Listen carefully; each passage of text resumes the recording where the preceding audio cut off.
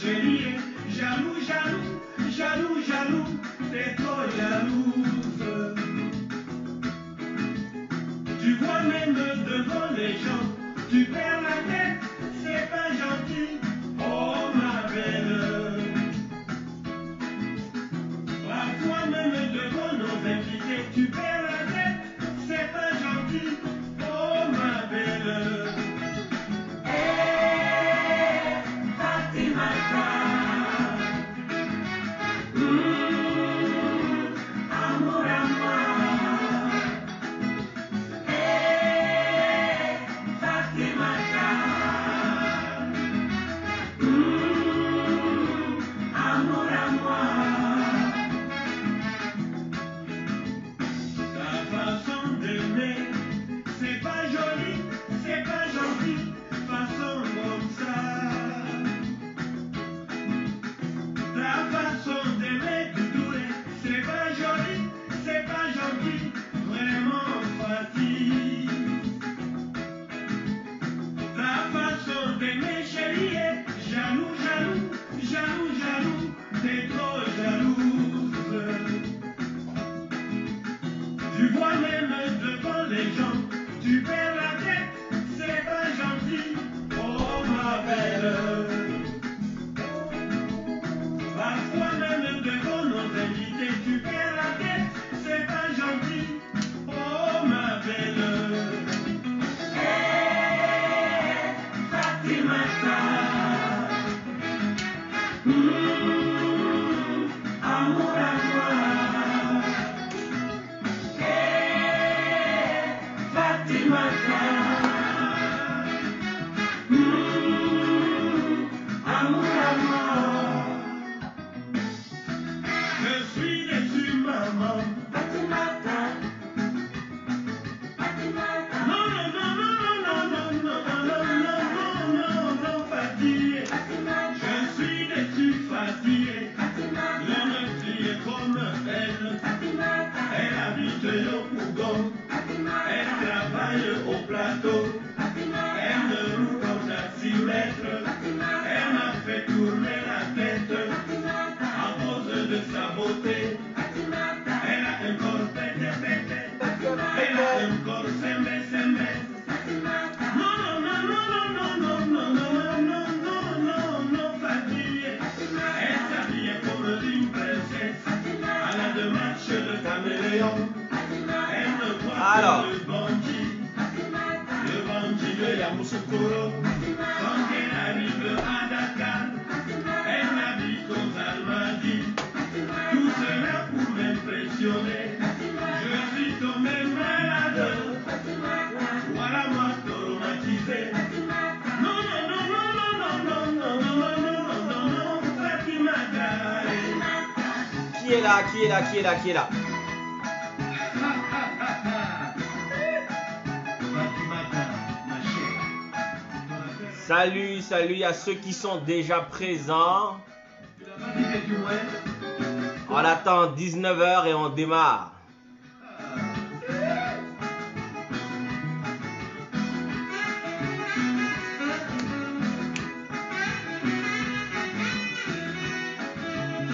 Merci de partager la vidéo, d'inviter les gens. Du nord au sud, de l'est à l'ouest, c'est ça la pêche. Regarde.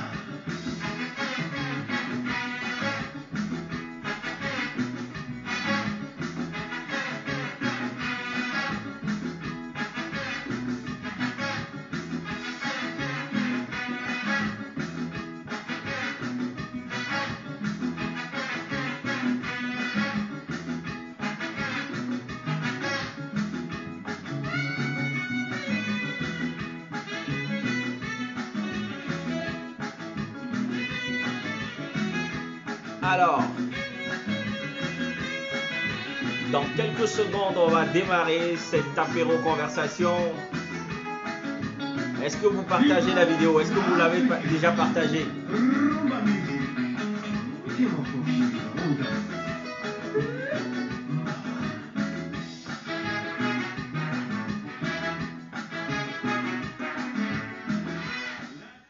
bonsoir à tout le monde. Il est 19 h. On va démarrer notre apéro conversation. Merci de partager cette vidéo. Le thème de ce jour, vous l'avez sûrement lu. Être en couple, besoin naturel ou construction sociale. Être en couple, besoin naturel ou construction sociale. Le célibat contre le mariage, un conflit éternel. Partagez la vidéo, invitez vos amis à venir nous regarder. Apéro conversation, j'espère que vous avez un verre et que vous avez quelque chose à boire. Comme toujours, je suis avec une petite liqueur de couleur ambrée, un single malt. Et donc, on démarre tout de suite.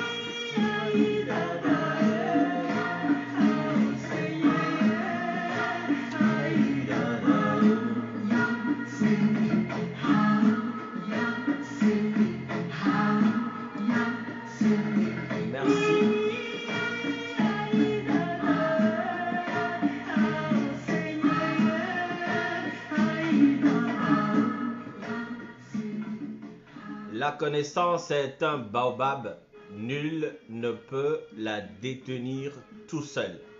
La connaissance est un baobab, nul ne peut la détenir tout seul. C'est pour cela que nous avons mis en place cette plateforme de conversation, apéro conversation, pour échanger sur certains sujets, des sujets de société, des sujets d'éducation, et essayer de partager ensemble ici des informations qui nous permettront à nous tous de grandir. Donc je vous invite à partager la vidéo, à mettre des likes et des cœurs, ça nous encourage. On va démarrer sur le thème de ce jour.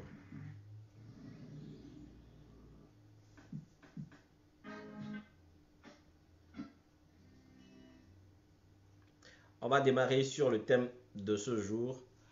Et en attendant que les autres nous rejoignent, on écoute des belles chansons, des chansons d'amour africaines.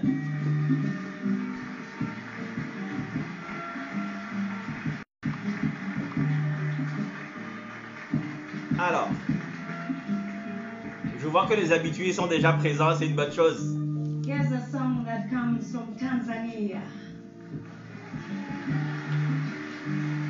Mettez en commentaire ce que vous buvez, les amis. Malaika, nakupenda malaika.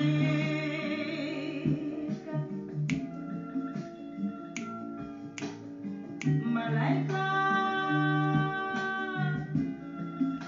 nakupenda malaika. Ingekuwa Est-ce qu'on démarre? J'ai 6 personnes qui sont en ligne et 9 personnes sur la page Apéro Conversation. J'attends vos commentaires sur la page. Dites-moi si on démarre et on démarre. Si tout le monde est là, faut pas vous faire traîner, hein, ceux qui sont arrivés à l'heure.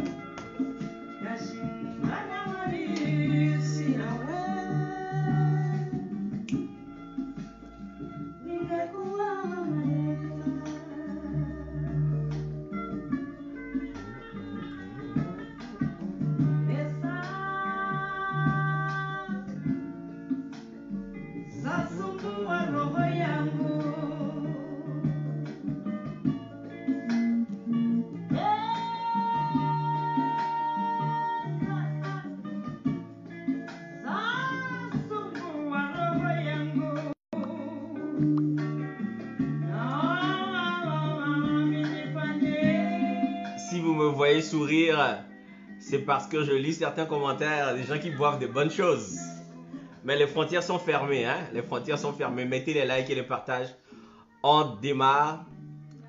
Je vois que Arafat dit de démarrer. Ok.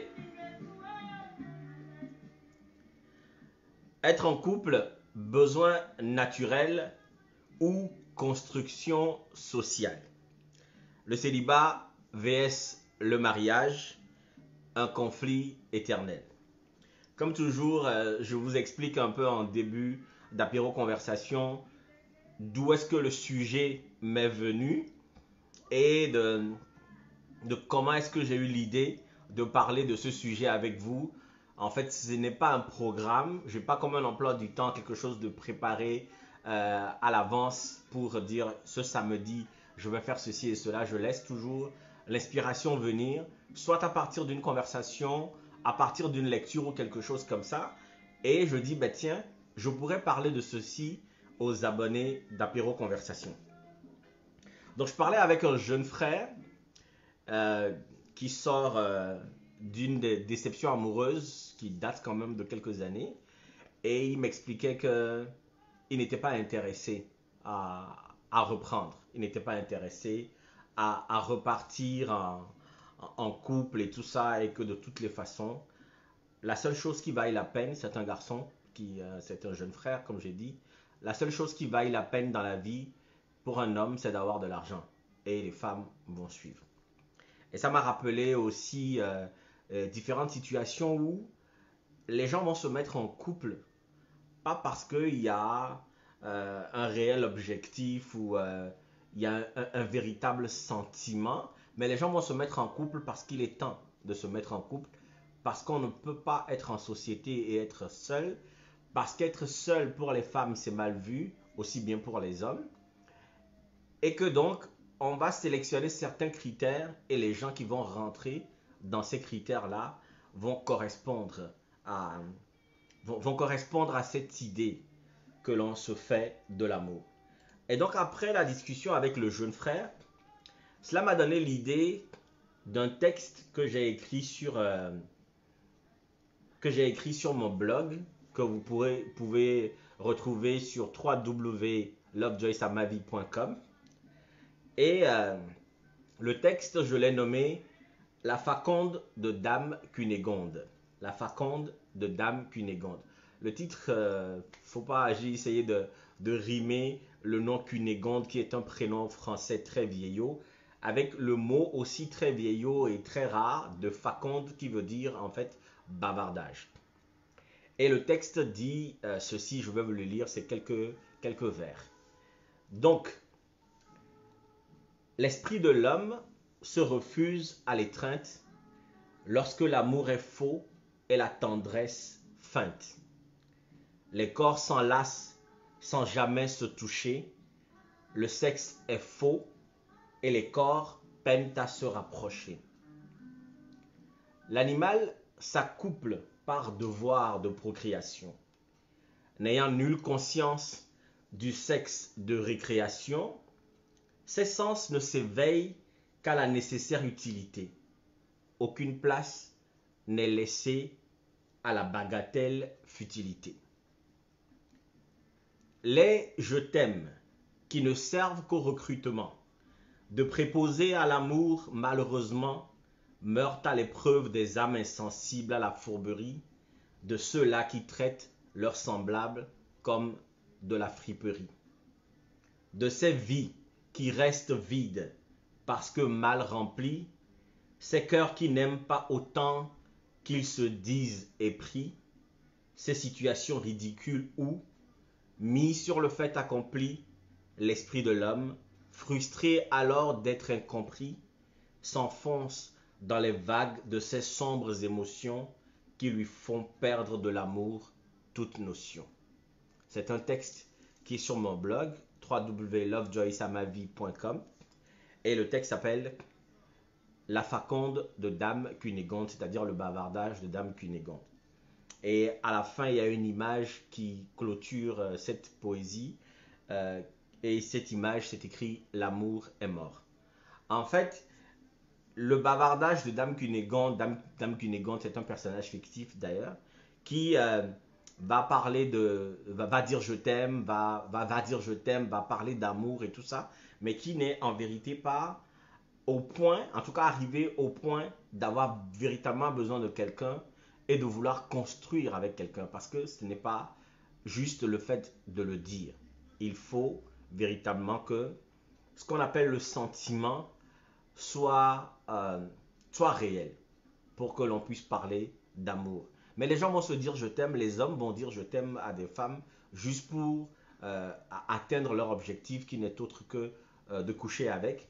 Des femmes vont dire je t'aime à des hommes juste parce qu'elles ont besoin d'avoir quelqu'un dans leur vie, un époux, un mari, un fiancé, un conjoint, etc. Donc à partir donc de l'histoire de mon jeune frère et de ce texte que cela m'a inspiré, je me suis dit que le samedi qui allait suivre de cette semaine, je vais parler de la question d'être en couple, du mariage. Est-ce que c'est un besoin naturel? Est-ce qu'on a tort d'être seul dans cette vie? Pourquoi est-ce que les gens vont se forcer à entrer en couple alors qu'ils ne sont pas prêts? J'ai reporté donc la question sur un schéma beaucoup plus global. Est-ce que véritablement nous nous mettons en couple parce que c'est un besoin pour l'être humain naturel que nous sommes, ou est-ce que c'est la société qui nous impose de nous mettre en couple? On va regarder ça aujourd'hui. C'est pour cela qu'on est là. Et j'ai essayé de chercher que des chansons d'amour qui ont été soit chantées par des Africains ou chantées par des Togolais. Et je pense que j'en ai trouvé presque 50. À un moment donné, j'ai dit, bon, si je veux continuer à en mettre dans ma liste de lecture aujourd'hui, on ne va pas s'en sortir. Donc, le texte se trouve donc sur www.lovejoysamavie.com. On va parler du sujet et on va démarrer avec cette chanson.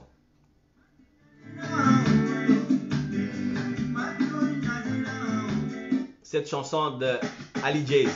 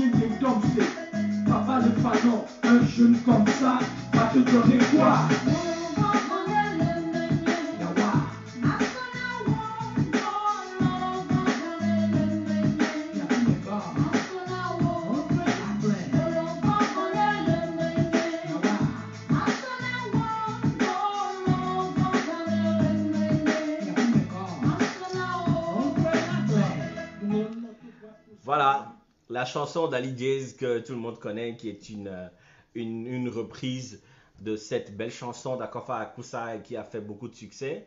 Et donc, il parle donc de la relation entre un homme et une femme. Et la femme avait justement une autre personne dans sa vie qui était là et qui est plus aisée. Et donc, il disait que le jeune homme là n'avait rien à donner. Et donc, voilà. La chanson dit j'ai beaucoup d'amour à te donner. Donc, on va parler de ça aujourd'hui.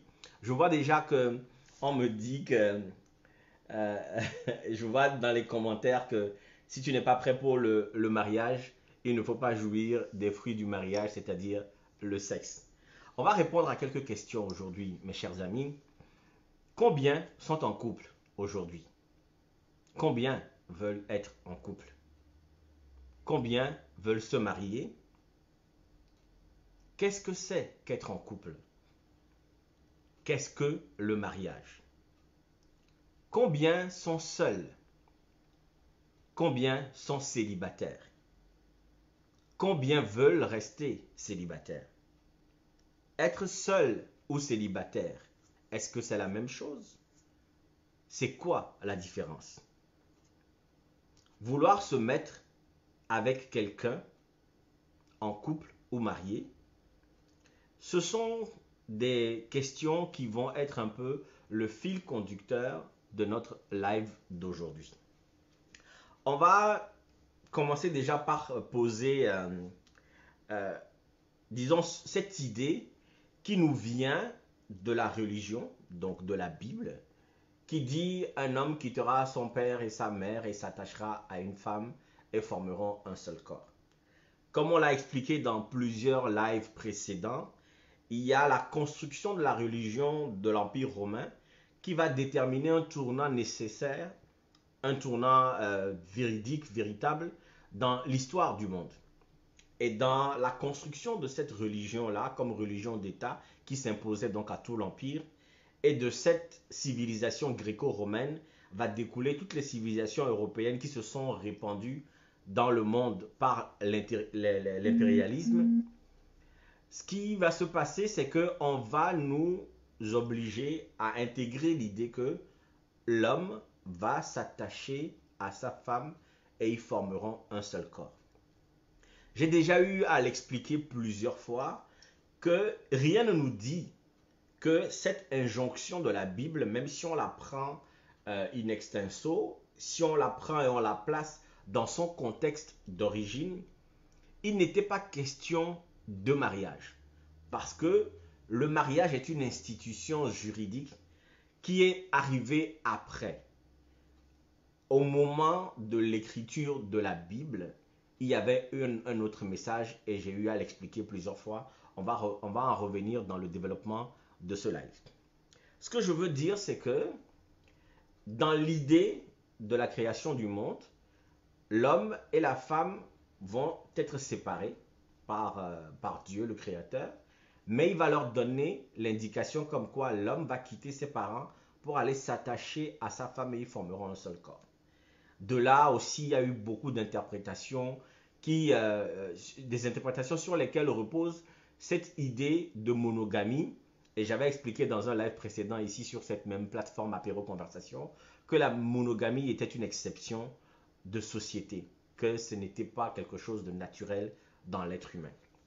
Mais en revenant aujourd'hui sur la question du couple, pour expliquer pourquoi est-ce que le couple peut ne pas être forcément quelque chose de naturel, un besoin naturel chez l'homme, ou peut-être plus une construction de société, je reprends donc cette idée de la Bible qui explique que l'homme s'attache à sa femme et ils vont former un seul corps. Est-ce que l'homme en tant qu'animal pensant, ou même en tant qu'être vivant, comme tous les autres êtres vivants, est-ce que l'homme a besoin d'être en couple? Dans la Bible, Dieu a créé les animaux et les oiseaux, les poissons, il les a créés avant de créer l'homme.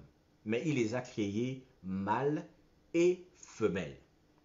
Dieu, dans la Bible, a créé les espèces animaux, les oiseaux, les poissons, il les a créés mâles et femelles.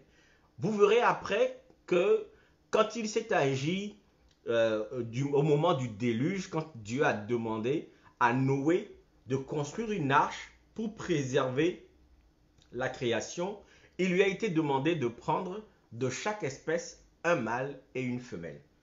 Pourquoi? Parce que c'est important pour la procréation. Donc si on part de ce constat-là, de la création duel, c'est-à-dire mâle et femelle des êtres vivants dont l'homme, il est obligatoirement question de procréation. Dans l'évolution des espèces, on se rendra compte que certains animaux sont en couple. Je le dis entre griffes, certains animaux vivent en couple. Je vous donne quelques exemples que j'ai retrouvés. Déjà les tourtereaux, parce que c'est comme ça qu'on appelle les nouveaux amoureux, les tourtereaux, parce qu'ils vont se cajoler, se faire des bisous, ils vont véritablement démontrer leur affection l'un pour l'autre. Donc quand les gens, même les hommes, commencent à être amoureux, on les appelle des tourtereaux. Les perroquets, que les Anglais appellent les lovebirds, c'est des perroquets particuliers qui vont démontrer beaucoup d'affection l'un envers l'autre. Mais eux, ils sont domestiqués. Les perroquets, à la base, n'étaient pas des animaux domestiques. Mais on va les domestiquer, ils vont se retrouver en tant qu'espèce dans la même cage, dans la même maison, ne vont pas faire ce pourquoi ils sont créés, c'est-à-dire voler, rester dans la forêt et la savane, mais vont se rapprocher l'un vers l'autre. Et dans les manifestations d'intérêt l'un vers l'autre, les hommes vont décrire cela et on va les appeler des lovebirds. Et on va considérer qu'ils vivent en couple. Parce que, vous le verrez, quand les hommes observent la nature, les hommes observent la nature avec la perspective de l'homme. Il n'y a aucun animal qui est venu faire un témoignage comme quoi ce qu'on nous raconte dans les documentaires sur Netflix et tout ça, c'est effectivement ce qui se passe. C'est que le documentariste va aller chercher avec sa perspective, sa façon de regarder, sa loupe et va décrire cela en fonction de la perspective humaine. Nous ne connaissons pas quelle est la perspective de l'animal en question. Donc, on va même dire que les gibbons, qui sont une espèce de singe, sont très monogames et vivent longtemps ensemble et sont très jaloux de leur conjoint, par rapport à leur conjoint.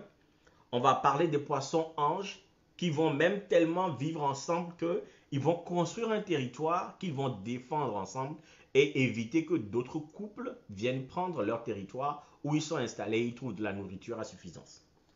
Donc les cygnes, les cygnes qui forment quand ils se mettent le bec l'un contre l'autre vont former donc le cœur, le signe du cœur, et ça va être sur toutes les cartes postales qui parlent d'amour. Les loups aussi, on va les considérer comme des animaux en couple, mais généralement c'est une femelle dominante qui choisit donc de s'accoupler avec un mâle qui fait partie de sa meute et qu'elle a choisi. Mais elle peut décider demain de choisir un autre. Parce que, par exemple, si l'autre est chassé de la meute ou s'il décède, la femelle peut choisir un autre loup. Mais tant que le loup choisi est vivant et qu'il a les faveurs de la femelle, on va considérer comme le couple dominant. Mais généralement, dans la meute de loups, c'est la femelle qui est l'animal dominant.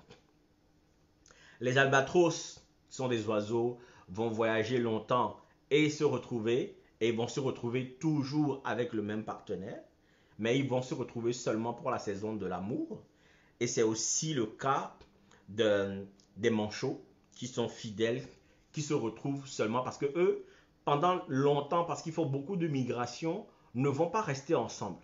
Mais quand il va s'agir de la saison de l'amour et qu'ils vont retourner sur leur banquise, ils vont retrouver leur partenaire. Il y a même une vidéo courte qui a circulé longtemps où un manchot est revenu, il est revenu tardivement, un autre mâle a pris sa femelle et il a commencé pratiquement à pleurer, à se plaindre et tout ça parce qu'il s'est retrouvé seul, sa femelle n'en voulait pas et ça a fait le buzz pendant un moment sur les réseaux. Et donc, ce que je disais tantôt, c'est que les hommes vont parler des animaux selon leur perspective. Personne n'a demandé l'avis des animaux. Mais, plus loin encore, quand on va faire le développement d'aujourd'hui, on va comprendre que ce qu'on observe chez les animaux n'est pas forcément une idée de couple. Parce que l'idée de couple vient de la perspective de l'homme qui va observer et qui va regarder des similitudes avec le fonctionnement de l'homme et va considérer que ces animaux-là sont en couple comme les hommes sont en couple. Mais la démarche n'est pas la même si l'idée qui fonde cette mise en couple-là vient de la même chose, c'est-à-dire la création de sociétés et l'obligation de procréation. Pour toutes les créatures, il y a une obligation, un défi de reproduction. Ce défi de reproduction va peut-être amener certaines espèces qui vont avoir de la misère à trouver un partenaire pour se reproduire, à vivre en couple pour se garantir quelque chose. Ou soit, on va les appeler en couple, mais c'est juste au moment de la saison des amours, au moment où il est temps de se reproduire parce qu'ils ont fait leur cycle et il est temps de se reproduire qu'ils vont se retrouver. Ce qui n'est pas le cas des hommes et des femmes en couple. Et donc, c'est la première motivation à la rencontre de sexes différents complémentaires. La première motivation à la rencontre de deux sexes différents et complémentaires, c'est le défi de reproduction. Est-ce que vous êtes là?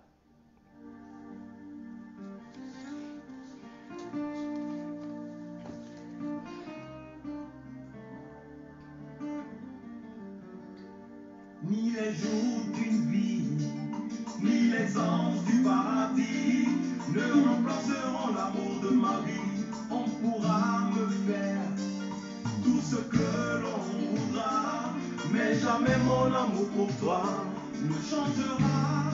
Les hommes chantent beaucoup l'amour, hein? Ni les cris des oiseaux, ni les murmures des eaux ne me contenteront. Est-ce que vous êtes là?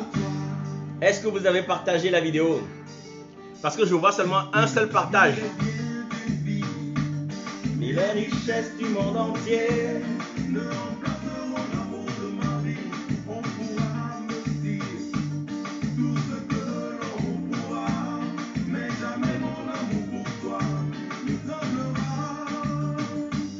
Ni les bruits des ruisseaux, ni les murmures des eaux ne me trouveront autant que toi.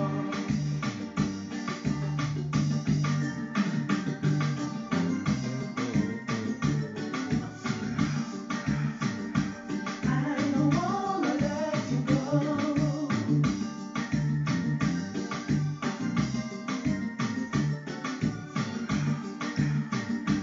If you wanna go, just let me know.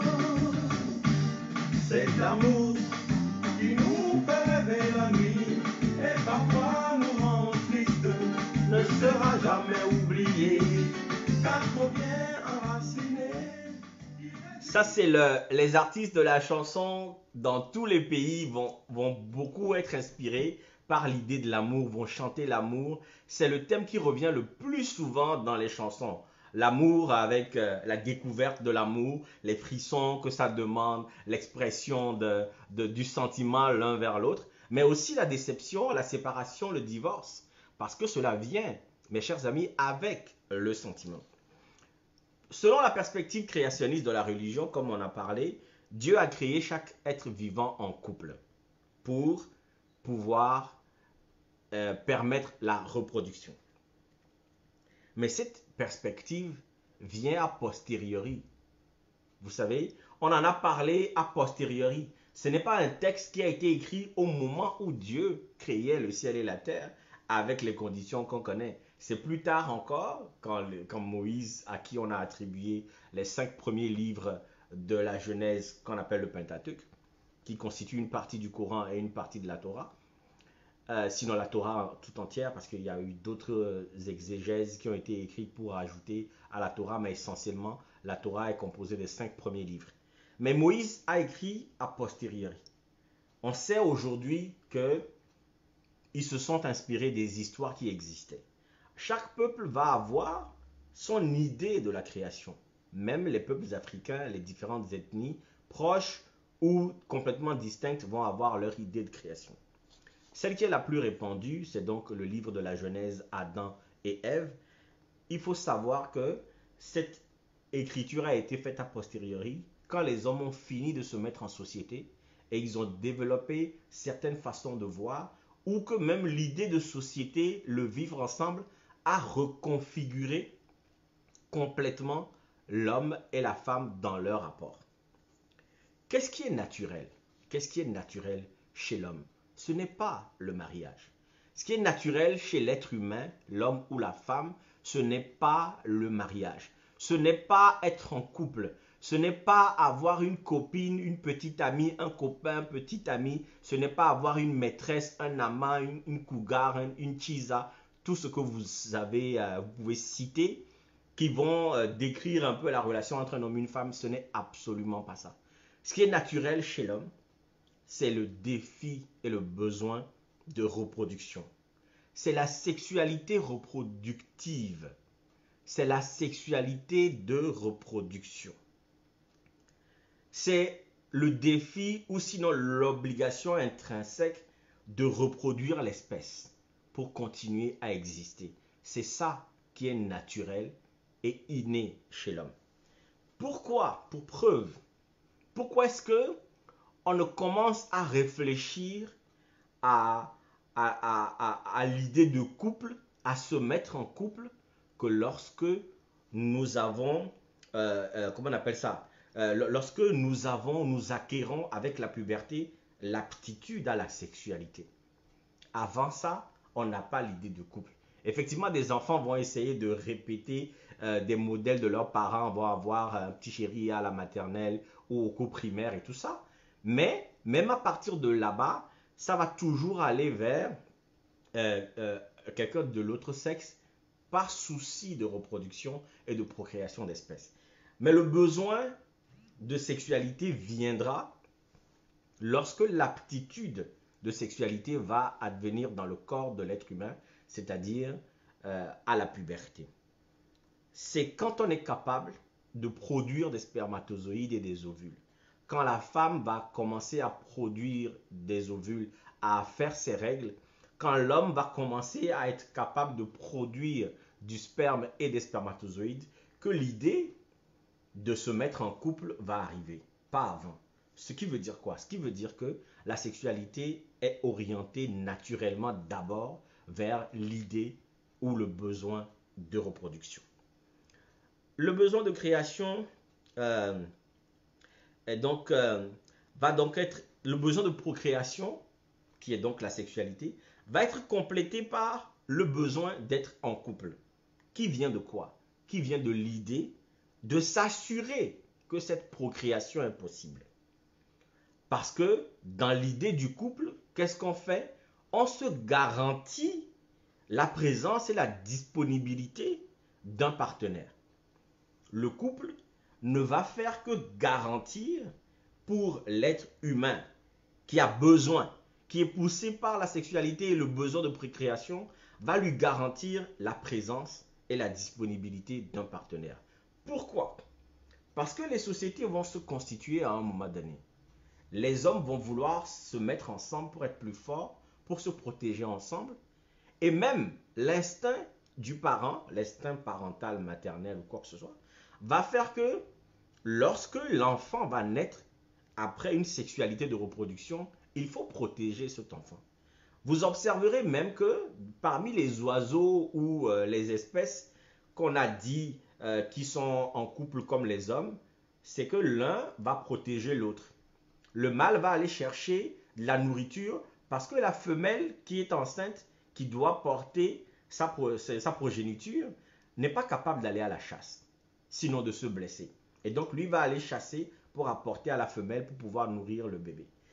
Le bébé étant dans le terrier ou dans le nid, il peut être, comment on appelle ça, il peut être il peut attiser l'intérêt des autres espèces qui vont vouloir le prendre comme de la nourriture. Et donc, il va toujours avoir soit le conjoint, la femelle ou le mâle à côté des oisillons ou des enfants pour les protéger parce que d'autres espèces animales peuvent venir les attaquer et profiter de leur vulnérabilité. C'est comme ça, pareil pour les hommes aussi.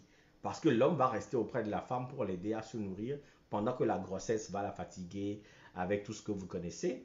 ou pendant que l'enfant est vulnérable, il faut être présent pour protéger cet enfant-là, pour que la reproduction se fasse, que l'enfant soit fort, qu'il grandisse de lui-même avant pour pouvoir garantir donc cette idée de procréation, de multiplication des espèces. Protéger la vulnérabilité des espèces va être donc l'idée qui va être à la base de la mise en couple. Mais plus les sociétés vont se constituer, il va arriver l'idée que quand un être va choisir, un conjoint ou un partenaire, ben, il faudra qu'il le conserve pour éviter que d'autres personnes, essentiellement les mâles, donc les hommes, viennent chercher ce partenaire-là pour lui ôter à lui sa garantie de procréation.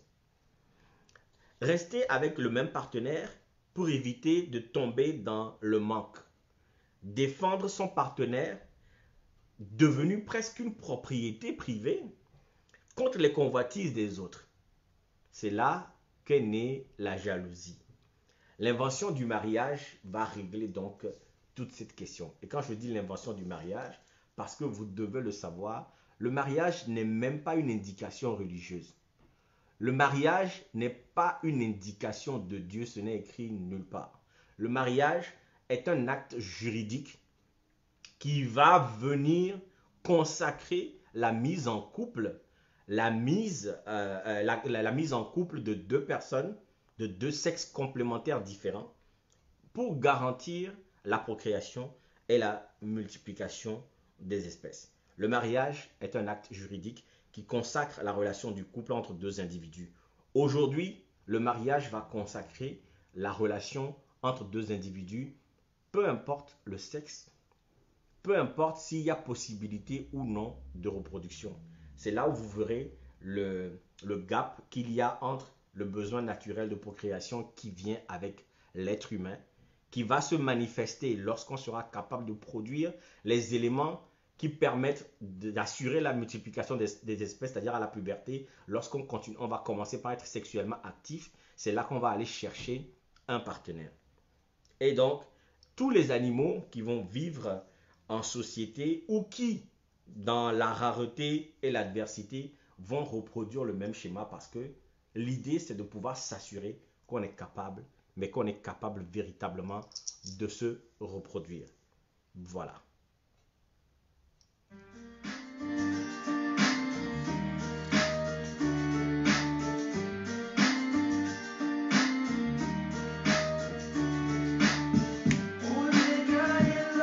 Qu'est-ce que vous buvez?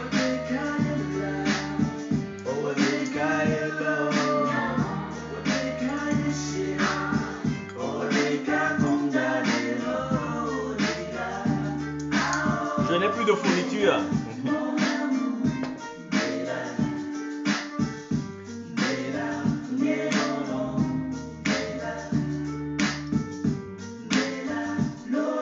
Est-ce que vous êtes là?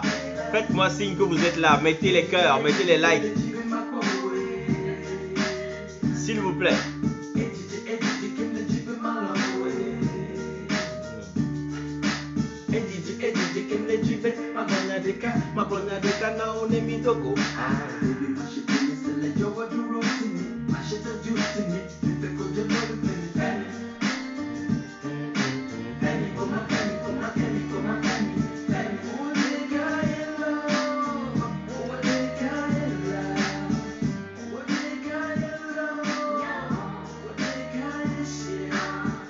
Voilà donc ce pourquoi on est là aujourd'hui, c'est de parler de l'idée du couple. Est-ce que c'est un besoin naturel ou est-ce que c'est une construction de société?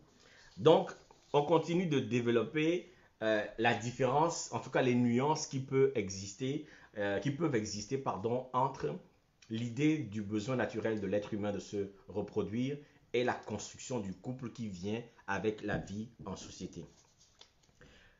Ce que vous savez peut-être ou que vous ne savez pas, et je vais vous le dire, c'est que lorsque le couple va être créé, lorsque le mariage va garantir l'union entre ces deux personnes sexuellement actives qui vont pouvoir permettre la procréation et la multiplication des espèces, ben, la présence du partenaire, la vie ensemble tous les jours, de rentrer du travail, de voir que sa femme est là, ou que son mari est là, etc.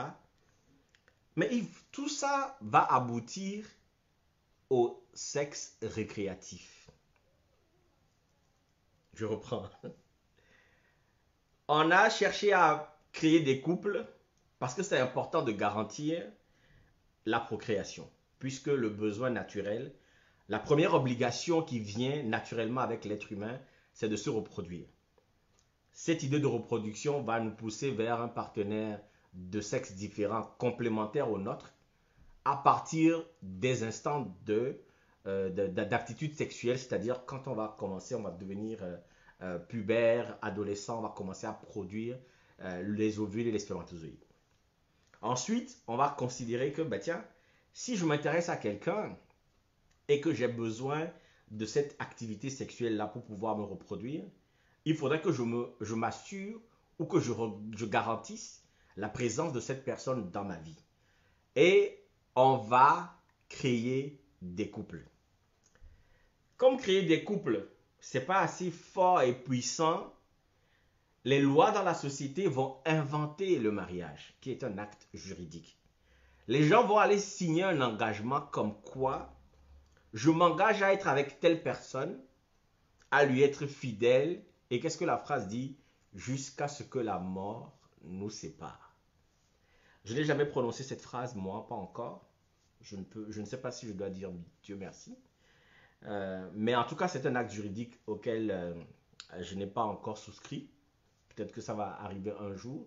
Mais je vous l'explique aujourd'hui pour que vous compreniez que on va garantir le couple et on va verrouiller cela avec l'acte juridique du mariage, contre lequel toute contravention ou toute contrevenance va aboutir au délit d'adultère, qui est un délit juridique.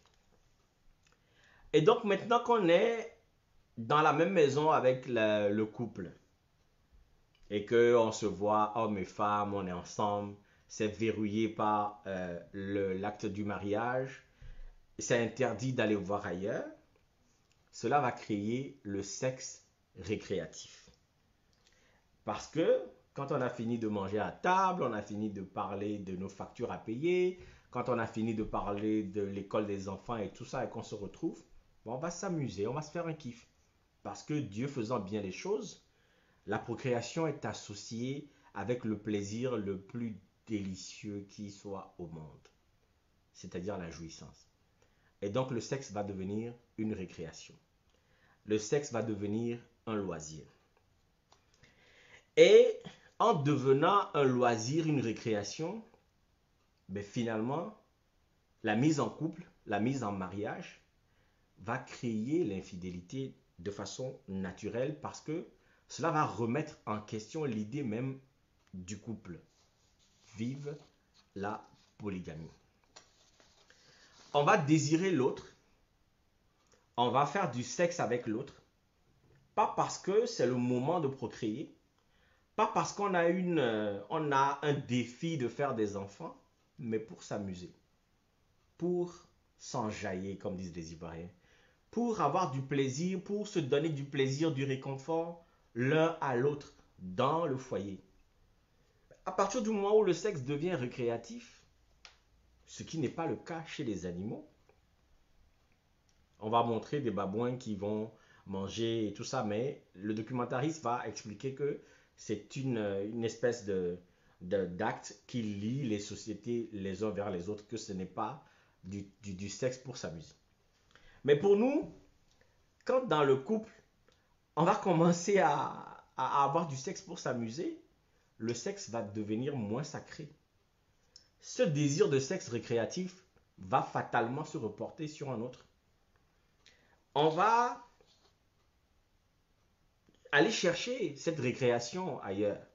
On va chercher ce loisir-là ailleurs. On va essayer de goûter à différents types de loisirs.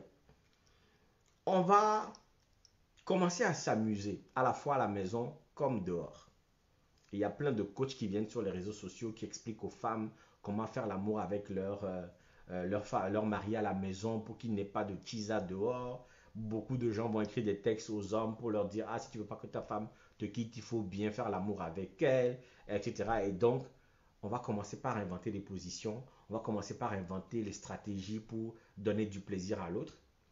Mais vous savez, quand ça devient un jeu, il faut s'entraîner.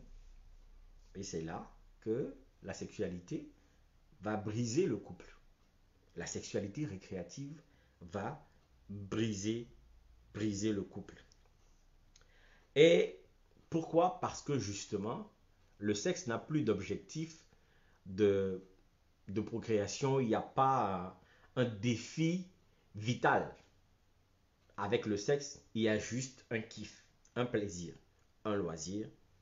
Et on va trouver les différentes raisons pour expliquer pourquoi est-ce que je n'aime plus ma femme à la maison, ou je n'aime plus mon mari, et je veux coucher avec je ne sais pas qui, etc., etc. Et ce genre de choses vont créer des histoires dans les couples. Et l'idée première qui est de garantir quelqu'un avec qui on procrée, on s'assure de la pérennisation de l'espèce. L'idée première va tomber et on va mettre en avant le sexe récréatif. Et c'est ce sexe récréatif-là qui est à la base de tous les problèmes. Mais, mes chers amis, quand on voit l'autre, qu'est-ce qui attire? On va en parler après cette chanson.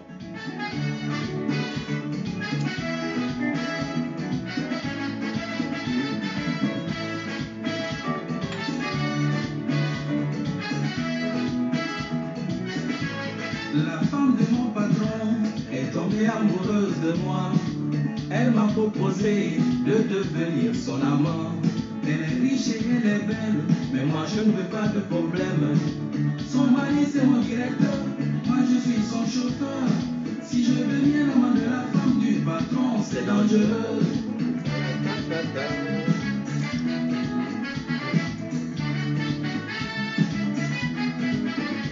Mais les femmes sont diaboliques, malgré leur beauté angélique.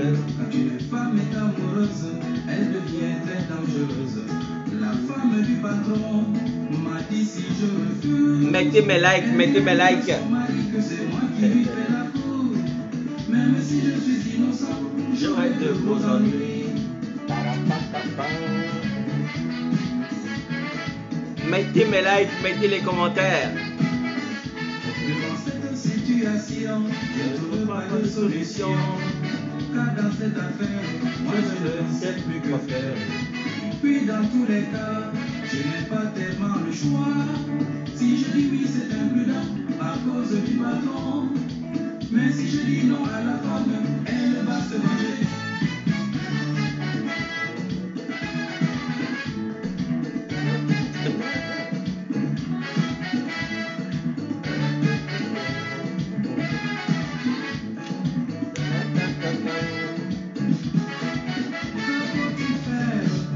Que faut-il faire, Kabakwe?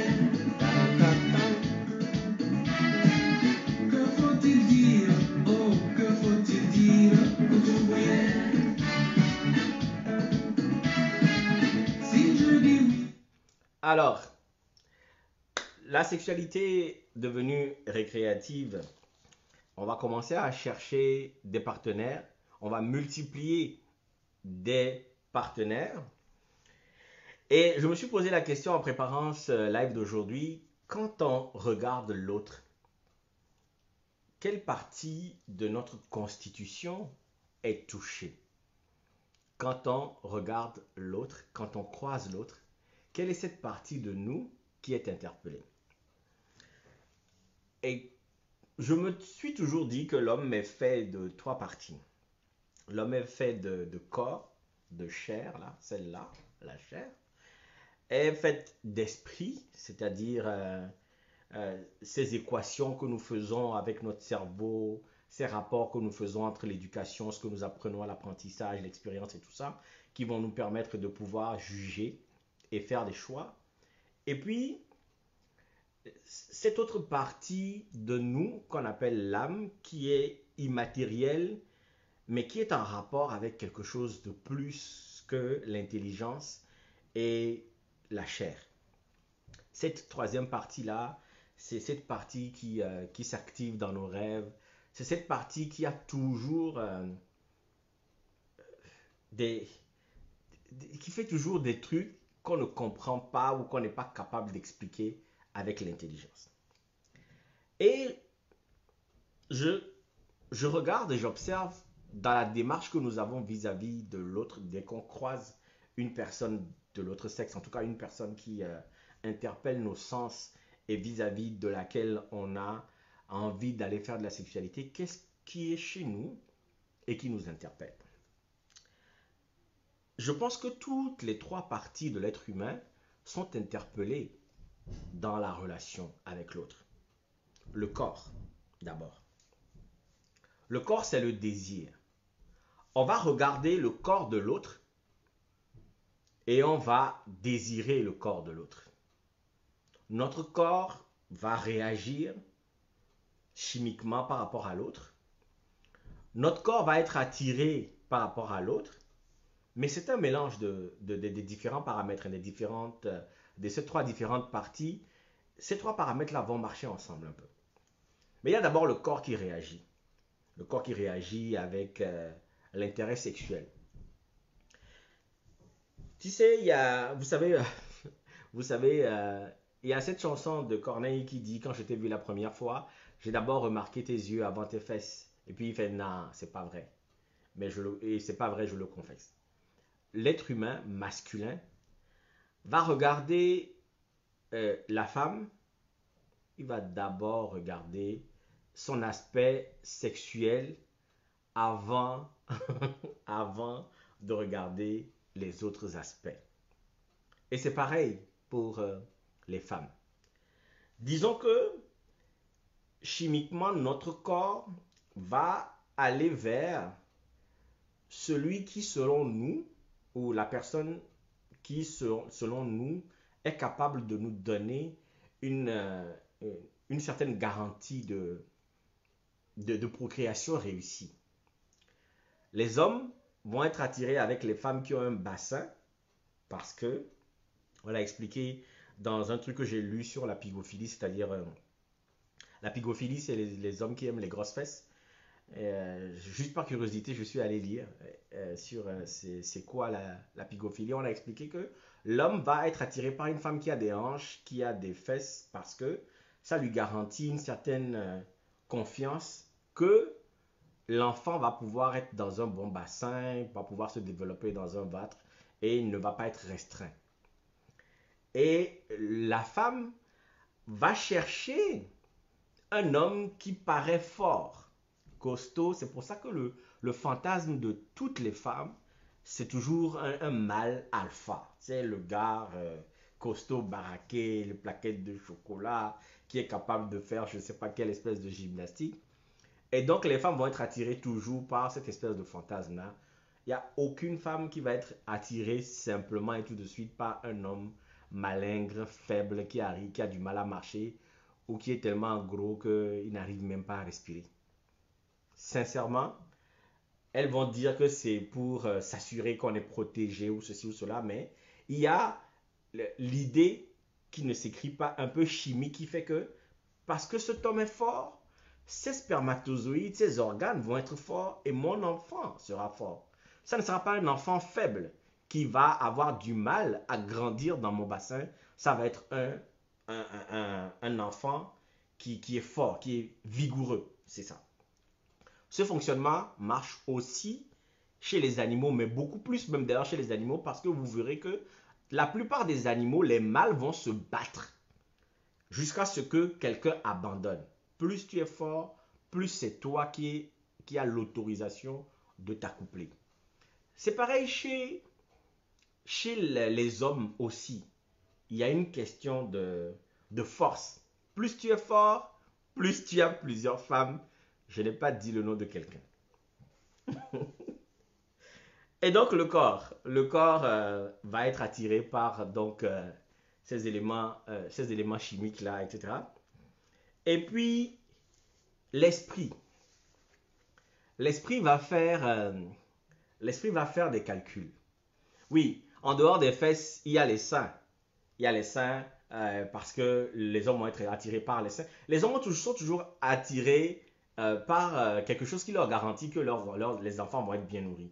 L'homme déjà, comme on dit, ne coupe jamais son allaitement, il va toujours aller au sein. Il y a des hommes qui vont être attirés soit par les seins, d'autres qui vont être attirés par les fesses. Les fesses et les bassins vont être la garantie que l'enfant va bien se porter pendant la grossesse. Les seins vont être la garantie que l'enfant va être bien nourri, il va avoir du lait qui est riche et tout ça pour donner à l'enfant. Donc il y a ces paramètres physiques-là qui sont reliés au corps. Je parlais de l'esprit, ne me demandez pas de donner le nom de quelqu'un. J'ai juste dit que plus tu es fort, plus tu as plusieurs femmes. Alors, l'esprit. L'esprit, c'est comme je vous l'ai expliqué, c'est les calculs. C'est les calculs. L'esprit va dire, quelle est l'idée que je me fais de l'autre? Est-ce qu'il est brillant? Ça veut dire qu'il est capable de réussir. Est-ce qu'il est le fils d'eux? Est-ce qu'il est riche? Est-ce qu'il a un bon travail? Est-ce qu'il travaille à l'école? Est-ce qu'il a un bon boulot? Est-ce qu'il a un revenu? Parce que vivre en société aujourd'hui, ça demande de payer des factures. Et c'est là que les hommes malingres qui ne sont pas costauds ou qui sont gros obèses vont se rattraper parce qu'eux, ils vont aller chercher de l'argent. Et avec beaucoup de cet argent-là, ben, ils vont pouvoir séduire. Ils vont pouvoir donner la garantie à la femme comme quoi, ben, écoute, si tu te mets avec moi, je vais prendre soin de toi, je vais prendre soin de tes enfants, et etc. La jalousie va aider aussi. La femme va peut-être même se dire, ah, je vais me choisir un gars qui n'est pas trop séduisant, comme ça on ne va pas me l'arracher. Tant mieux s'il a encore de l'argent et qu'il est riche. Ça, c'est les calculs que nous faisons avec l'esprit. Ce que je veux dire par là, c'est que les deux éléments là, le corps et l'esprit, vont générer des effets qui vont finir par s'estomper. Parce que justement, on peut tomber sur un homme qui est très costaud, qui est beau, qui est machin, chose, etc., mais qui n'est pas capable de tenir une famille, il n'est pas responsable. De toutes les façons, il est porté sur peut-être d'autres filles qui le courtisent ou c'est quelqu'un qui ne travaille pas. Ou vous allez tomber sur un gars qui a de l'argent, mais qui n'est pas capable de pouvoir assurer le foyer, qui a d'autres défauts, etc. Ça, c'est que les ambitions physiques et les ambitions intellectuelles peuvent s'éteindre. Celui qui est riche aujourd'hui peut devenir pauvre demain.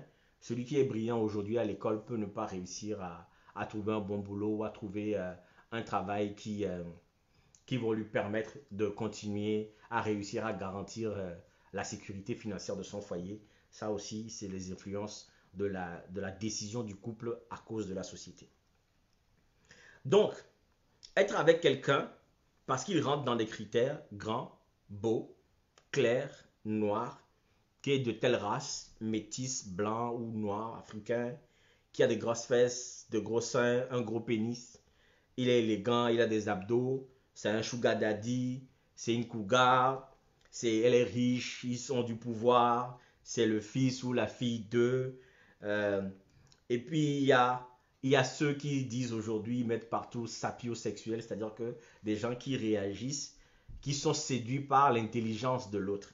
Ben, l'intelligence peut être inventée, parce qu'aujourd'hui avec les réseaux sociaux, vous savez qu'il y a plein de gens qui se positionnent comme étant des gars intelligents, mais qu'en vérité, ils ne le sont pas.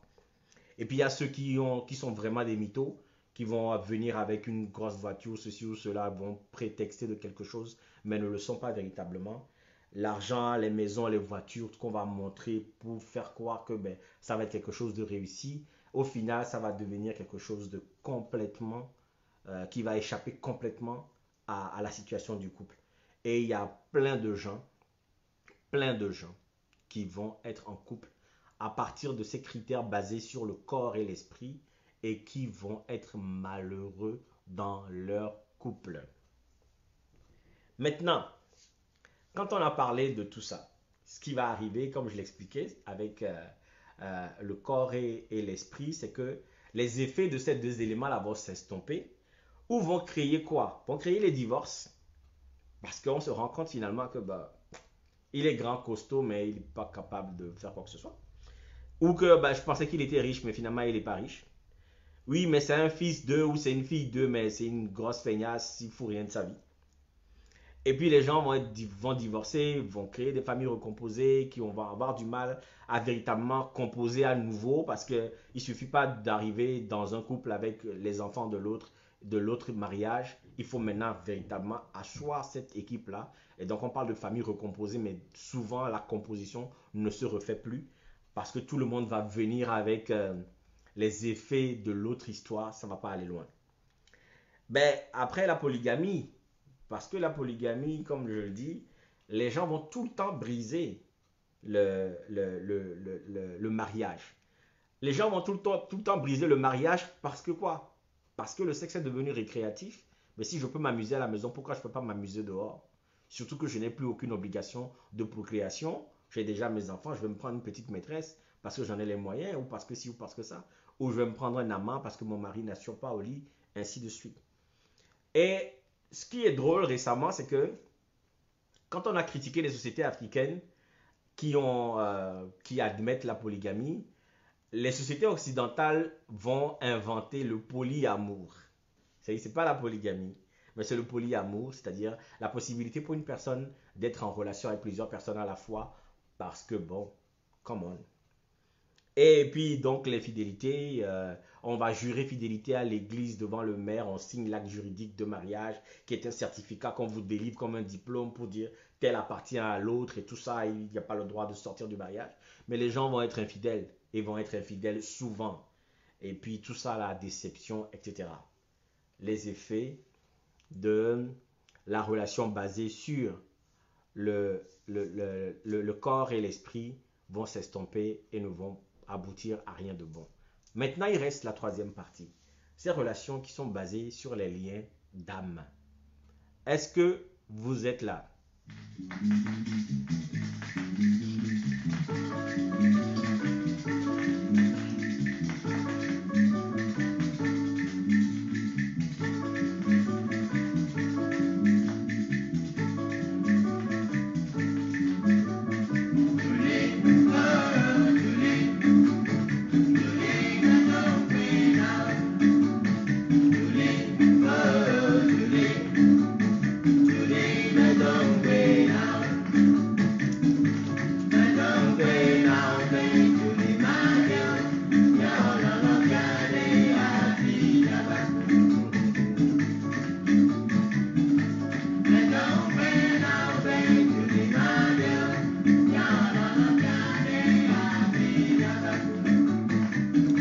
Hey.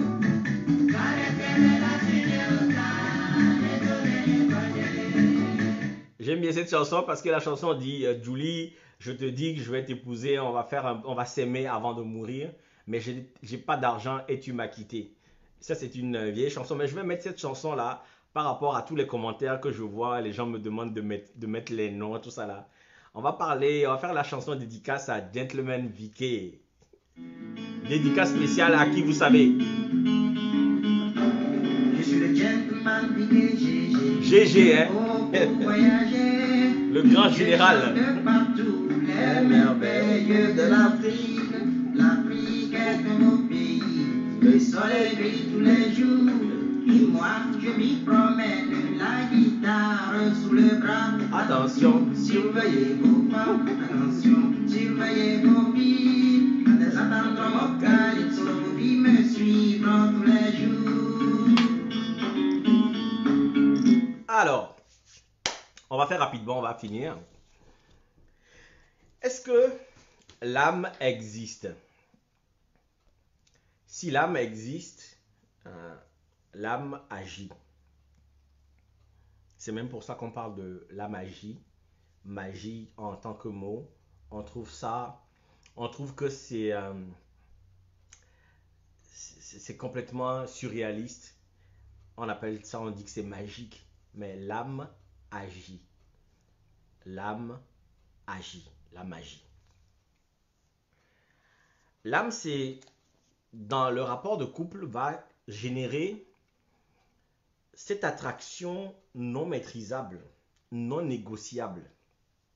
Un magnétisme qui est tellement puissant, tellement fort, qui va attirer deux personnes, même des fois que tout sépare, ou qui ne sont même pas capables de comprendre pourquoi est-ce que celui-là ou celle-là ne rentre absolument pas dans mes critères, mais c'est vers lui que j'ai envie d'aller. Celui-là ou celle-là ne rentre dans aucun de mes critères, parce que quand les gens vont faire la sélection, vont faire des recrutements, vont s'assurer est-ce qu'elle a elle a un bon travail, est-ce qu'elle est de bonne famille, est-ce qu'elle est une fille de maison comme on dit en Afrique, ou est-ce qu'elle est capable de travailler ou ceci ou cela. Bref, il va tellement exister des critères, mais souvent il va arriver que on va rencontrer quelqu'un et on n'est pas capable de gérer le magnétisme que cela va créer, qui va être créé entre deux personnes. Cette attraction non maîtrisable hein, se passe au niveau de l'âme. Elle ne fonctionne sur aucun critère logique. Elle ne fonctionne sur aucun critère connu, quantifiable, justifiable. On parle d'âme sœur, on parle de flammes jumelles des fois, mais le mot que j'aime le plus pour désigner ça, c'est un mot mina qui dit sémesron. Mais quand on dit sémesron, si on peut traduire littéralement en disant la femme de la loi ou la femme de ma loi, mais c'est plus la femme de ma racine. C'est la femme qui est liée à moi de façon tellement profonde que je n'ai pas décidé de m'attacher à cette personne-là. Quand ce moment-là va arriver, quand on va rencontrer cette personne-là qui va créer en nous ce magnétisme que nous ne savons pas contrôler,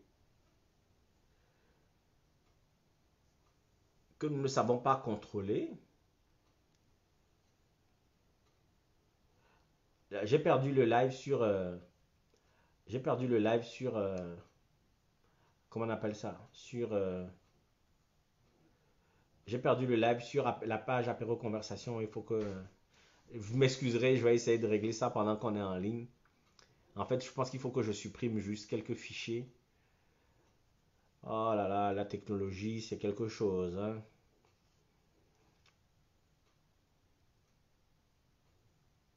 La technologie, c'est quelque chose. Est-ce que je peux supprimer des vidéos?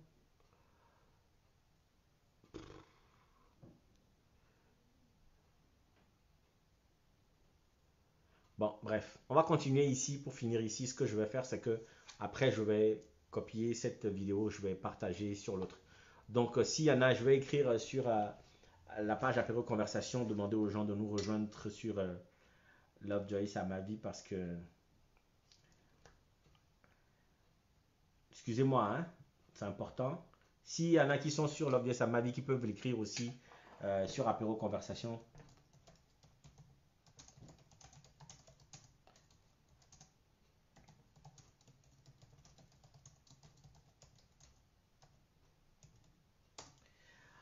Bref, donc, on va terminer ça ici. Je suis désolé pour les gens qui sont sur la page apéro conversation. Donc, ce que je disais, c'est que quand on va ressentir ce magnétisme-là, qui va se passer au niveau de l'âme, on ne pourra pas être capable de contrôler.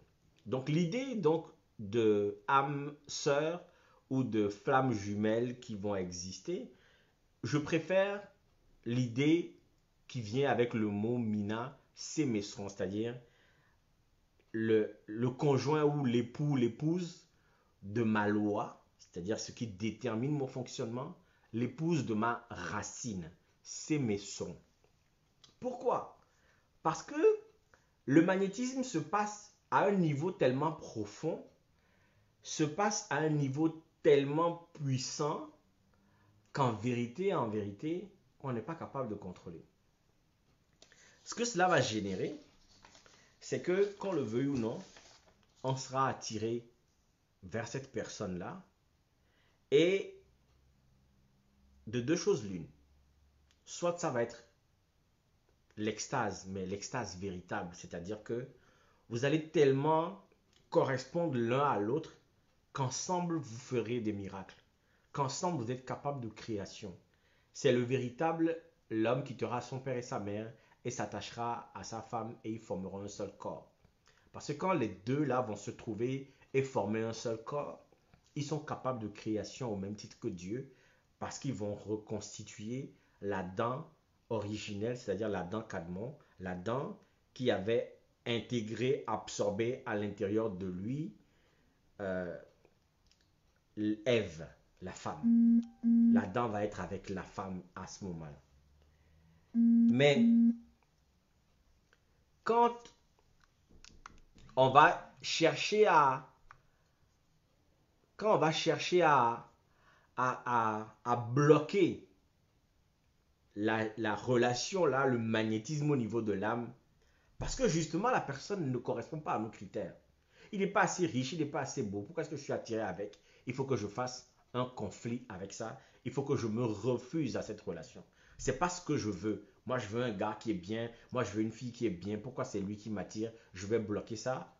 Ou soit les gens vont se mettre ensemble, mais vont vouloir contrôler la relation et l'orienter différemment. Ça va créer des relations toxiques, mais d'une toxicité sans nom. Les âmes sont éternelles. Elles proviennent de sources que nous ne maîtrisons pas. Elles sont en rapport avec des forces invisibles, mais d'une certaine puissance qui nous dépasse en tant qu'être humain. Nous ne pouvons véritablement contrôler leur fonctionnement que lorsqu'on est capable de nous mettre à ce niveau-là de compréhension. La rencontre entre deux personnes, peut-être pour nous, se fait de façon fortuite ou par hasard, mais en vérité, ce n'est pas vrai. Les âmes décident de se rencontrer, soit dans un espace et temps déterminé, soit par ce que nous, on appelle le hasard, mais ce sont des calculs et des équations qui se passent à des niveaux qu'il faut travailler fort pour atteindre et comprendre. Lorsque nous rencontrons ce genre de personnes, avec qui nous nous sentons liés avec une certaine puissance donnée, disons qu'il faut chercher à comprendre pourquoi et comment pour être sûr de pouvoir dealer avec cette énergie-là. Le conjoint, l'époux, l'épouse de ma loi, c'est-à-dire les décisions et les critères qui organisent ma vie ou qui déterminent ma vie. L'époux, l'épouse de ma racine profonde. Cette personne-là, quand on la croise, et on peut en croiser plusieurs, parce que justement, les âmes ne sont pas dans les rapports de société. Les âmes ne sont pas dans les rapports de on a signé un acte de mariage ou de la polygamie est interdite ou toute autre chose, etc. Les âmes transcendent l'humanité. Ils transcendent tout ce que nous décidons comme configuration sociale pour un bien-être social et un bien vivre ensemble, je le concède. Mais les âmes sont toutes au-dessus. Il y a des déterminismes qui vont être produits par l'âme que nous ne pouvons pas contrôler. Et ça, cette force-là, il faut savoir l'appréhender pour être capable de la gérer. Mais on cherche souvent à tout ramener à ce que nous regardons avec les yeux. On cherche souvent à ramener ces choses-là à notre niveau de simple mortel. Les âmes sont immortelles. Les âmes ne sont pas pour un temps donné. Ils ne sont pas venus, se sont pas incarnés, se sont pas incarnés parce que pour passer du temps sur une terre à Côte d'Ivoire, Togo ou en France, je ne sais pas où, pour les 60-70 ans de vie que vous avez, elles se sont incarnées pour un objectif que vous ne connaissez peut-être pas. Mais elles vont vous faire signe. Elles vont vous dire pourquoi est-ce que j'ai besoin que cette personne-là soit dans vos vies. Peut-être même pour un temps, peut-être pour longtemps. Mais c'est à des niveaux tellement transcendants que quand vous essayez de comprendre que vous vous mettez à ce niveau-là, on vous accuse de tout, on vous traite mal, on vous insulte, on pense que c'est vous qui ne comprenez rien du tout à la vie et que finalement vous n'êtes pas une bonne personne. Mais attention, vous devriez comprendre aujourd'hui peut-être qu'effectivement quand on va regarder le corps physique, ce qui nous plaît, le petit cul qui nous plaît, ou le mec baraqué, mignon, joli, qui a les dreadlocks, je sais pas quoi qui vous plaît, ou le gars, peu importe ce qui vous plaît, ou le fils de, le gars de telle famille, le gars qui a fait tel diplôme, que je sais pas quoi qui vous plaît là, ou la fille qui est, mais foutue à fond là, qui vous fait vous trémousser. À un moment donné là, vous devez dépasser ça parce que c'est éphémère. Quand vous allez choisir des critères comme ah ben oui, avec lui je vais réussir, je vais être madame telle, je vais être monsieur tel, je vais profiter de tel ci, tel ça et tout ça, les calculs, les équations, je veux une femme belle, métisse, blanche, je sais pas quoi, on fait des calculs tellement bizarres, ça peut être éphémère effectivement. Et là, on passe à côté de cette pulsion profonde de l'âme qui nous envoie vers quelqu'un pour un but donné et on ne cherche même pas à comprendre. Mais comme ce n'est pas l'objet d'expliquer pourquoi est-ce que les âmes vont fonctionner comme ça et comment faire pour reconnaître une relation d'âme lorsqu'on est en présence d'une relation d'âme, comment faire pour conserver cette relation parce que c'est très très difficile d'expliquer à quelqu'un que si j'avais le choix, je ne t'aurais pas choisi. Si j'avais voulu être avec quelqu'un, ce ne serait pas toi. Mais je fais des rêves ou je vois des choses ou je ressens un magnétisme qui fait que il y a quelque chose que nous avons à faire ensemble pour un objectif donné. Essayons de comprendre cet objectif et faisons la chose pour voir où ça nous mène. Parce que personne ne maîtrise la profondeur de cette relation, la profondeur de cette racine qu'on appelle sémesson. Mais aussi, et c'est important, on va accuser certaines personnes de banditisme. On va accuser certaines femmes de prostitution. Alors que ce n'est pas de la prostitution. Ces femmes génèrent un magnétisme qui fait que tous les hommes vont aller vers elles et il y a une forme de guérison qui va avec. Il y a une forme de guérison qui s'ensuit. Ces femmes vont même être des fois des prostituées dans les rues, mais vont tellement faire des vidanges dans la société avec tout le surplus d'énergie qu'il y a.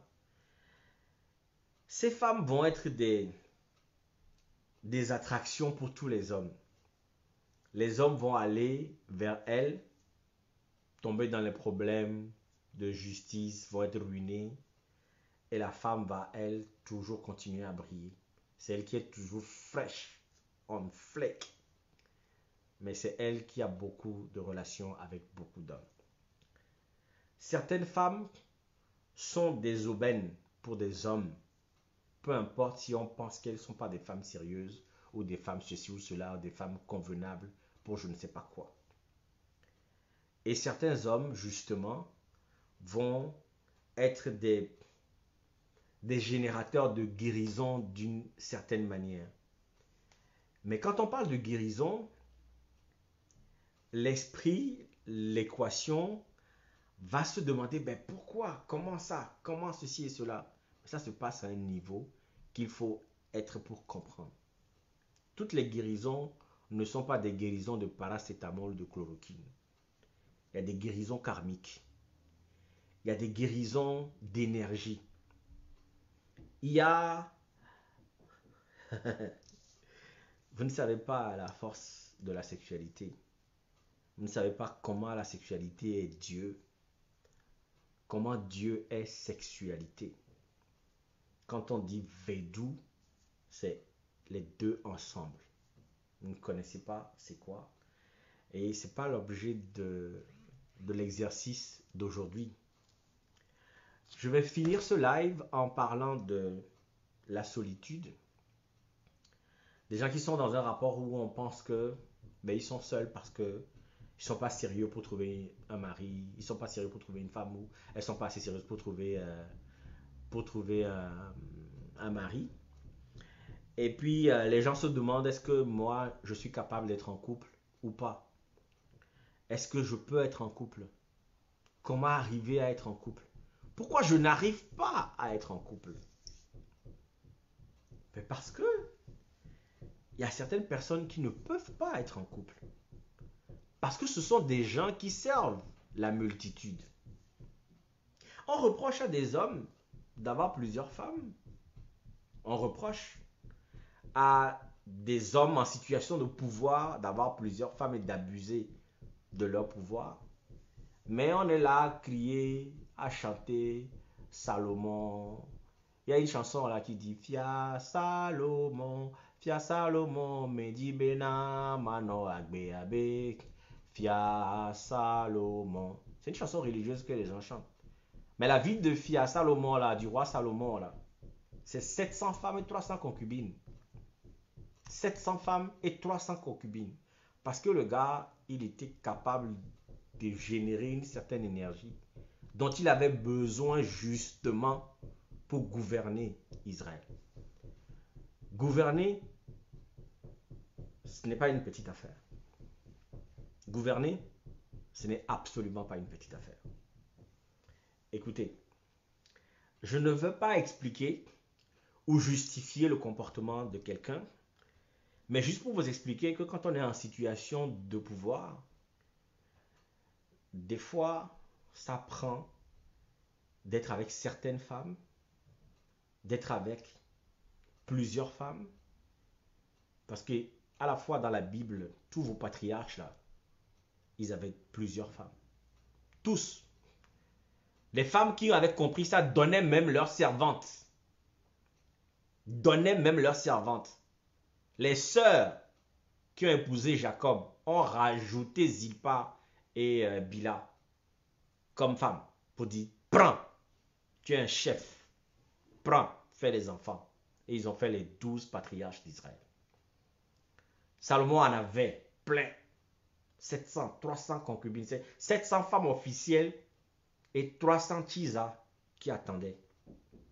Parce qu'il avait besoin d'aller se ressourcer, d'aller chercher cette énergie-là pour gouverner, construire le temple de Dieu et gouverner Israël. Et puis il y a une femme qui a entendu parler de son énergie, qui a quitté, voyagé jusqu'à arriver chez lui pour aller chercher son ménélique. Elle s'appelle la reine de Saba. Parce qu'elle avait besoin de se connecter à cette énergie-là. Et quand Salomon l'a rencontré, comme disent les Ivoiriens, il n'a pas d'indin. Il a pris sa pion. Tout ça pour vous expliquer, pas pour justifier le comportement de quelqu'un, mais pour vous expliquer que être en couple, la sexualité, etc., c'est quelque chose de magique, mais de très pertinent.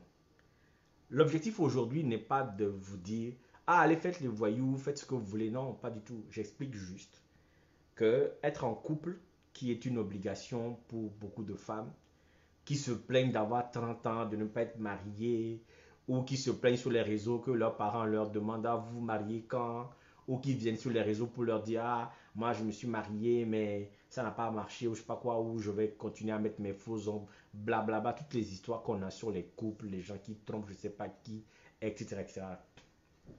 Ces choses-là, c'est parce que la relation entre un homme et une femme, la relation dans un couple, a été induite en erreur par le vivre en société. C'est une erreur qui est compréhensible parce que de cette erreur, il y a le bien-être social. Si les hommes devaient continuer à se battre en duel pour une femme ou à se faire la guerre pour des femmes, on ne pouvait pas vivre dans la société. Donc la société a trouvé des solutions, un homme, une femme, un mariage, pas d'histoire, et tout ça est réglé parce que la société, c'est l'ordre. Vivre ensemble, c'est faire des concessions. Mais ça n'empêche pas notre nature de ce que nous sommes. Ça n'empêche pas les rapports de notre esprit, de notre physique et les rapports surtout fondamentaux de nos âmes.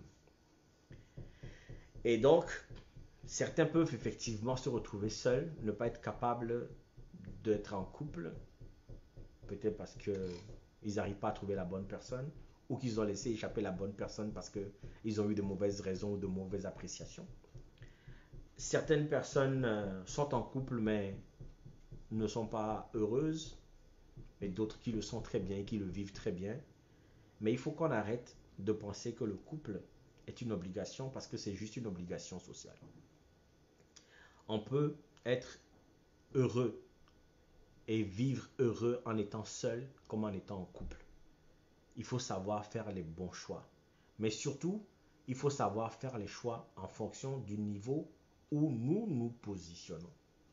Est-ce que vous vous positionnez sur un choix physique, cherchez la femme qui vous fait bander ou l'homme qui vous fait mouiller? Est-ce que vous êtes sur un rapport intellectuel d'esprit pour calculer avec les critères?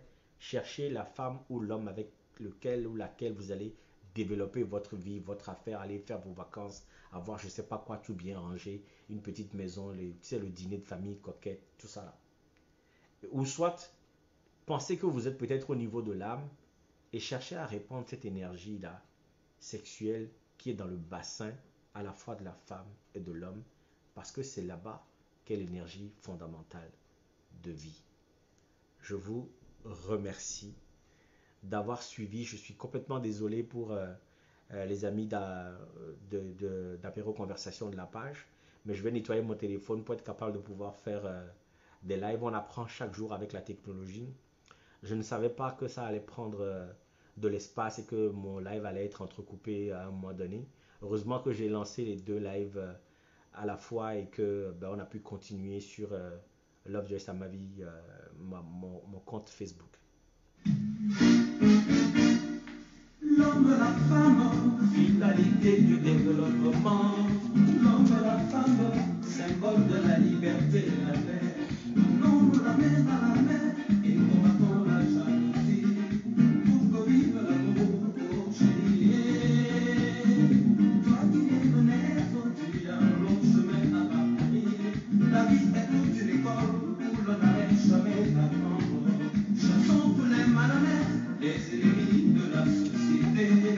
Pour que vive l'amour, oh chérie. Chérie de toute mon âme, mon amour, ma chance de vie. Plus de mal que de peur, j'accepterai ce fait toute ma vie. Soyons unis. Ah, il reste plus rien.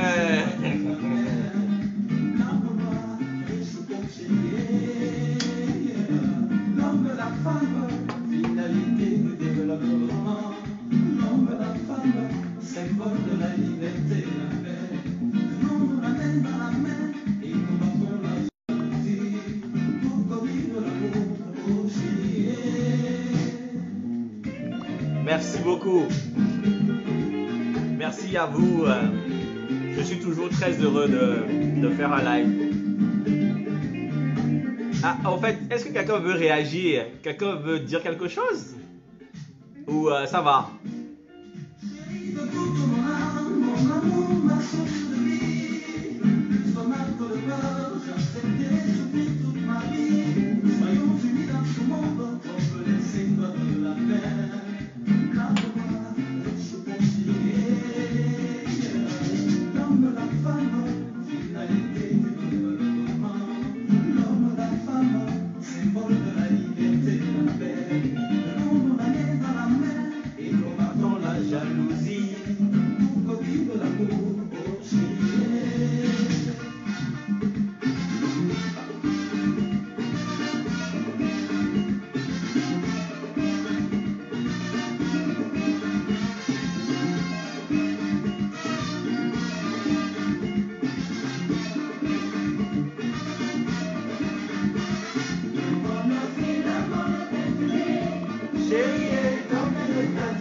d'Amérique, il n'y aurait pas de frontières.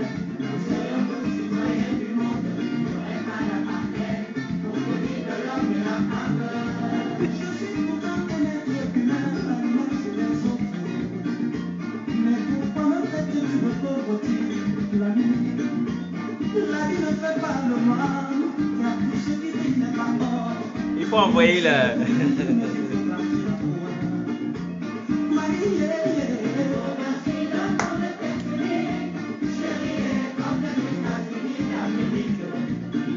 Géraldine, il faut envoyer Interact.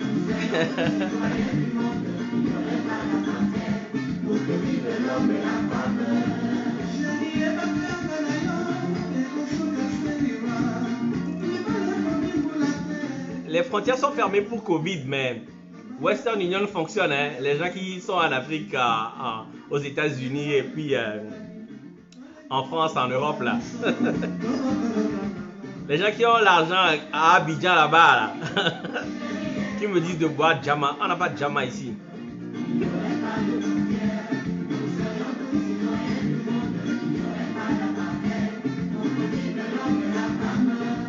On va légaliser la polyandrie, comme ça c'est fait.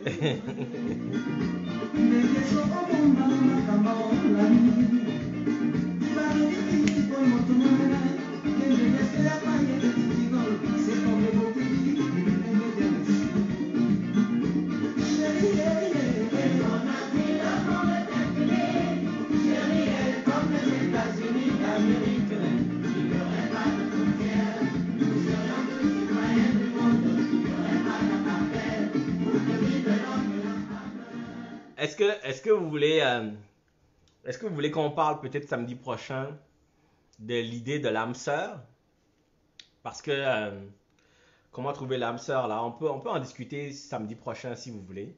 Savoir comment l'identifier. Est-ce qu'on cherche l'âme sœur? Ou est-ce que l'âme sœur vient à nous? Tout ça, on peut toujours en parler si vous voulez samedi prochain. Je vois que c'est une demande d'Arefa. Moi, ça ne me dérange pas. D'accord?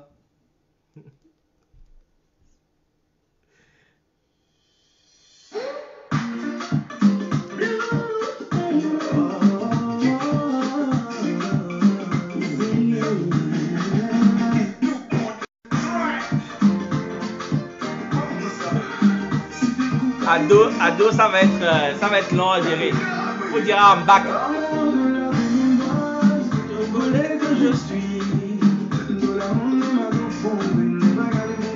Mettez les likes, mettez les partages s'il vous plaît.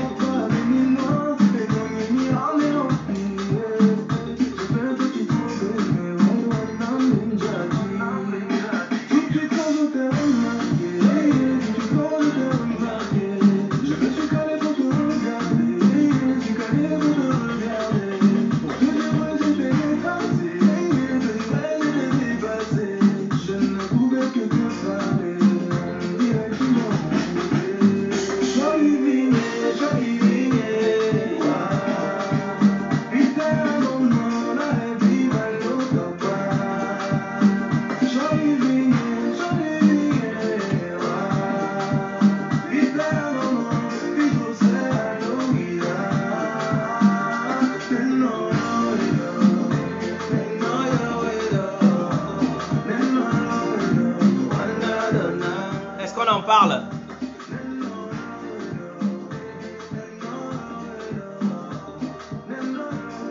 Qu'est-ce qu'on dit samedi prochain? Je vois pas les commentaires. Qu'est-ce qu'on fait samedi prochain? Est-ce qu'on parle des âmes sœurs?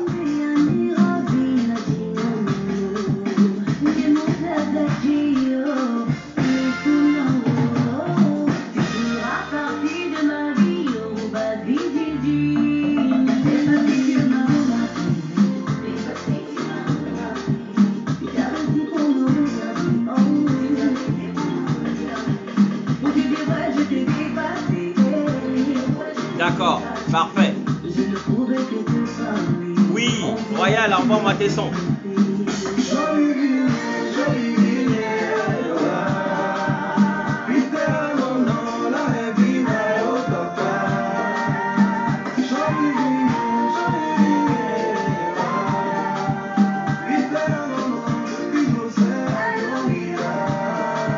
mais à refaire, s'il y a une seule personne qui demande, on va le faire, on l'impose aux autres, t'inquiète.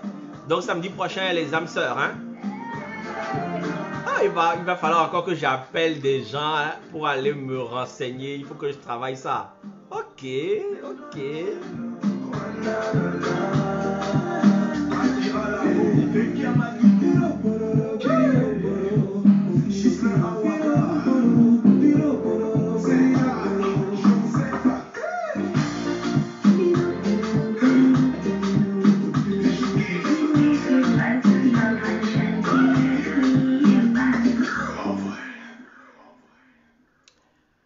Alors, merci beaucoup. Il est 20h35, on a fait 1h35. C'est bon?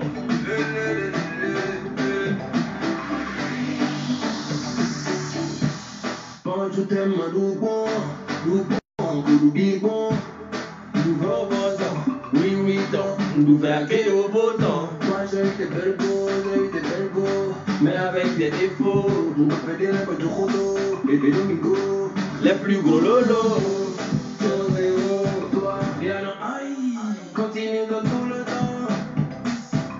À Jagué, ouais, ton bébé, ou les reines en coup de temps. Mais quoi, c'est pour la vie. Pendant plein de temps, le compte, mais pas que de. C'est ta faute qu'on a toi et moi, de te faire l'amour. Non, bébé, prends tout doux. Pano Baby du Bénin. Je veux que tu deviennes ma femme.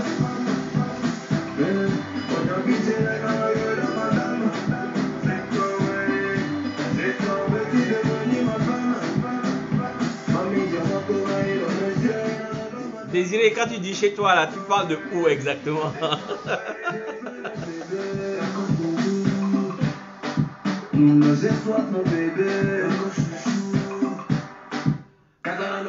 Parce que tu es togolaise, tu es Peul, tu es à Abidjan, tu es quoi exactement?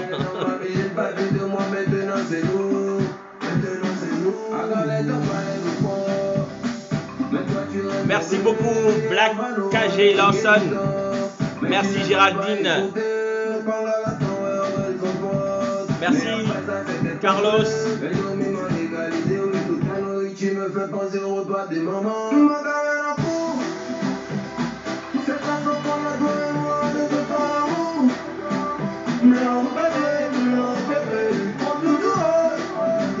Y'en a de quoi gagner, mais y'a qu'avec ta que c'est fou. Y'a des trucs qui font de bas, je veux que tu deviennes ma femme. On a pitié les gars de madame. C'est toi, veux-tu devenir ma femme? Mamie, j'ai retrouvé le monsieur de madame.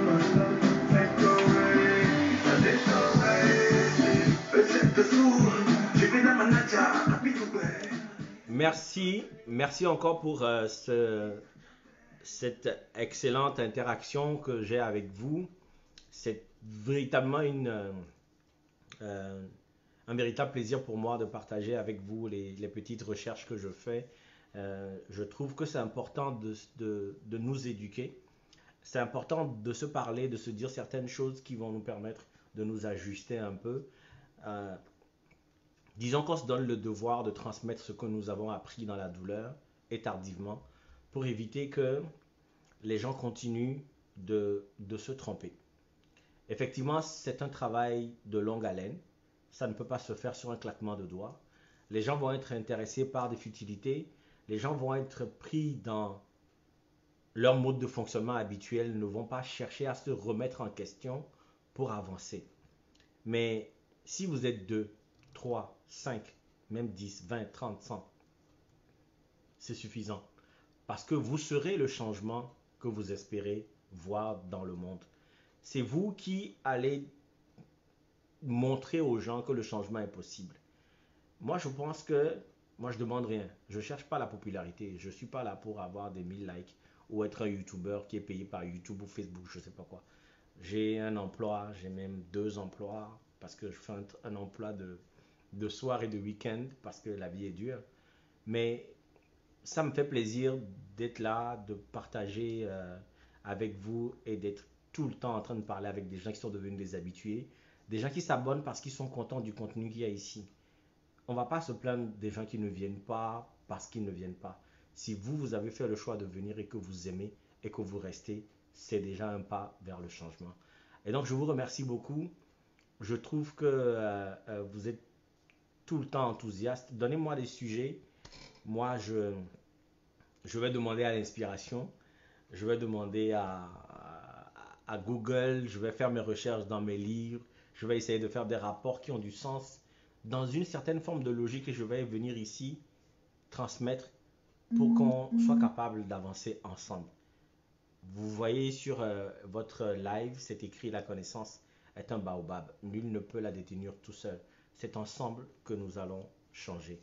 Je vous souhaite un excellent samedi, un excellent dimanche pour ceux qui habitent dans d'autres fuseaux horaires. On se retrouve samedi prochain avec le sujet sur les âmes sœurs. Je vais me renseigner.